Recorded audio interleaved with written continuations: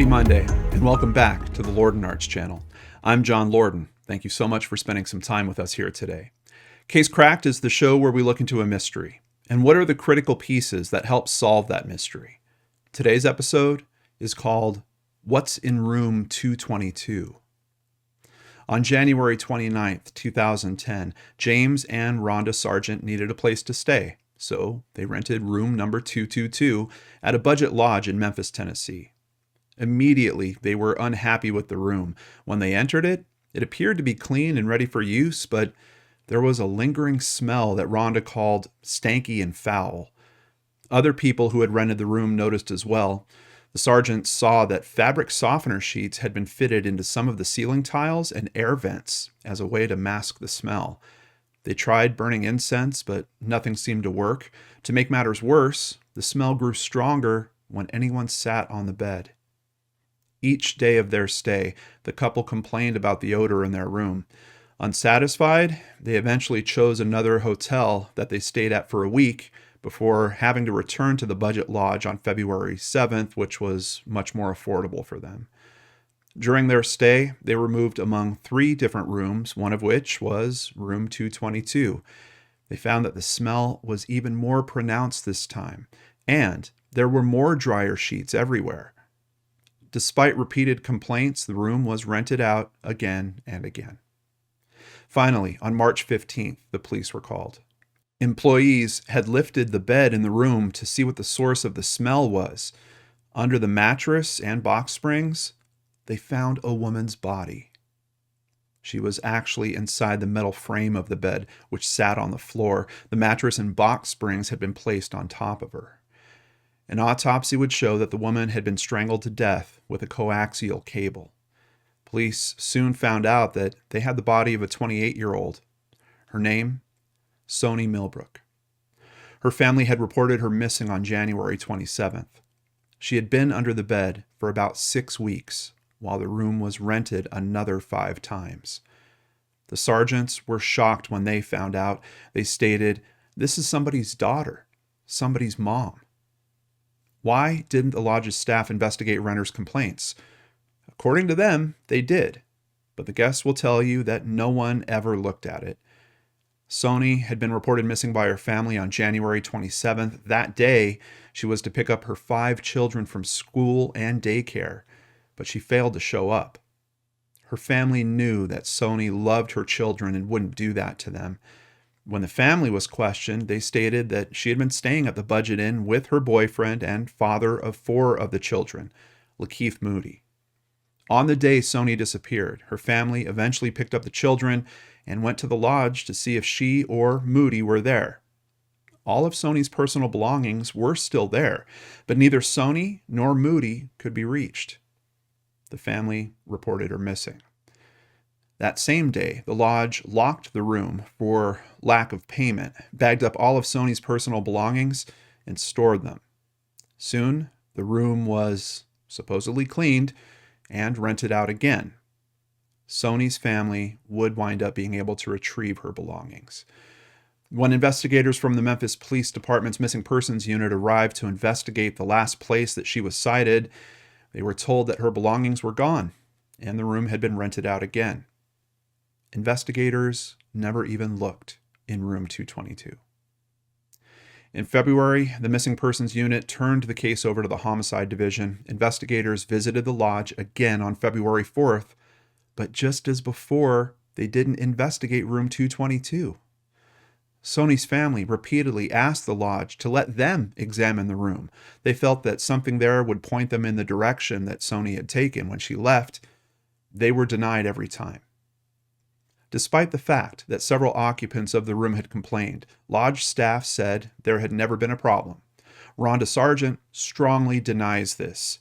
"They're a lie," Sargent said. "If police detectives had asked us to come in, we'd have let them," she said. "Surely, they know what a body smells like. We didn't. They would have been able to find her so much sooner." Memphis Police's Deputy Chief of Investigative Services, Joseph Scott, said they had never heard of anything like this. It's stranger than fiction. Unfortunately, Sony would not be the first nor the last person to be found in this way. Snopes.com has an entire list of people who have been found hidden in beds.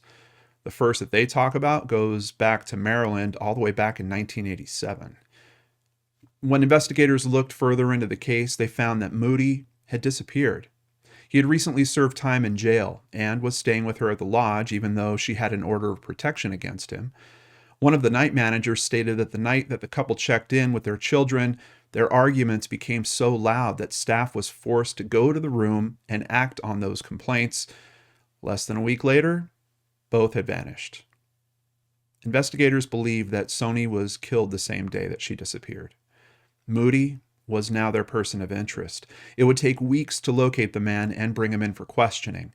But finally, Lakeith Moody was found, sitting at a strip mall in Sony's car. He was booked into the Memphis jail on an unrelated federal gun charge. Moody had a history of assault charges and an order of protection filed against him twice by Sony. Friends and family members stated that Sony had appeared with bruises on different parts of her body for years. Moody had reportedly strangled Sony on several previous occasions. She would eventually wake up and he would tell her that the next time he was going to kill her. When he was questioned, he denied any knowledge of what happened to Sony. He claimed not to have seen her since January 26th. Though he claimed to have not seen her, he was certainly seeing her money. On February 1st, Moody entered a convenience store. He withdrew $185 in cash from Sony's EBT, or electronic benefit transfer card. This, coupled with the past complaints of abuse, was enough for officers. Moody was soon charged with first-degree murder. His trial was short, and in February of 2014, Lakeith Moody was found guilty of murdering Sony Millbrook and was automatically sentenced to life in prison. Even today, years later, her family still feels her loss. None could come to terms with the fact that she had stayed hidden under the hotel room's bed for so long. In 50 years, I think I'll still feel the hurt that I feel right now, her cousin Jennifer Pickett said. Her sister, Linda James, is still haunted by what ifs. She wonders, if the housekeeper was in there cleaning the rooms, why didn't they check underneath the beds? Case cracked. I would like to thank CBSNews.com, KingofReads.com, Action5News.com, WREG.com, The Seattle Times, WMBFNews.com, LothMissingPersons.com, Snopes.com, and TNCourts.gov. Of course, the biggest thank you goes to Christy Arnhart for researching and writing up today's case. Unfortunately, Christy can't join us this week, but we have a few points that I want to follow up on.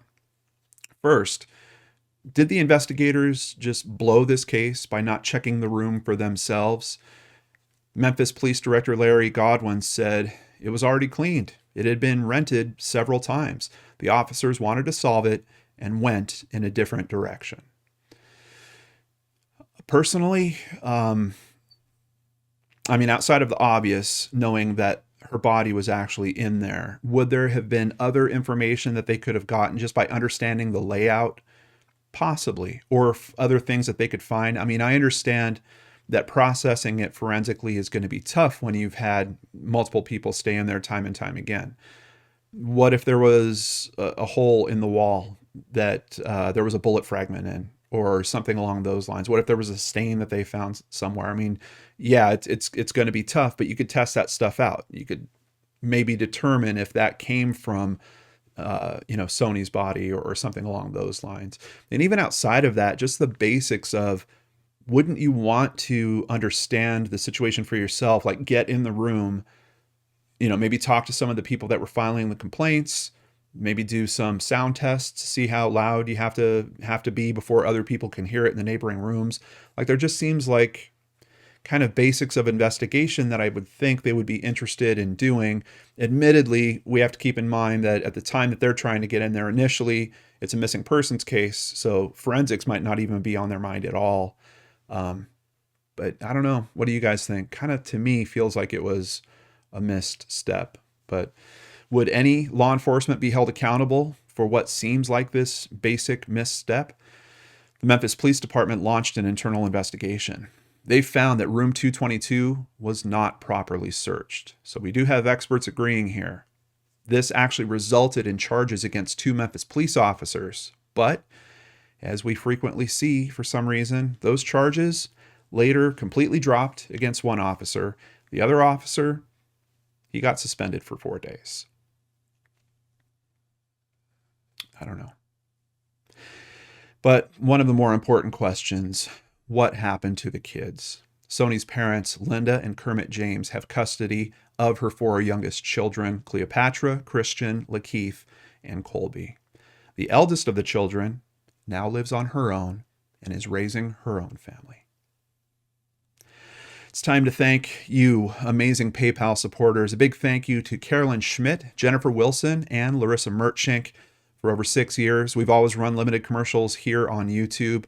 We can't do that without your support. If you'd like to help the channel keep going, please visit lordandarts.com. There, you can sign up for Patreon, sign up for PayPal, buy merchandise, or even just buy us a coffee, like Misty Kate recently did and seems to do frequently. Thank you, Misty Kate.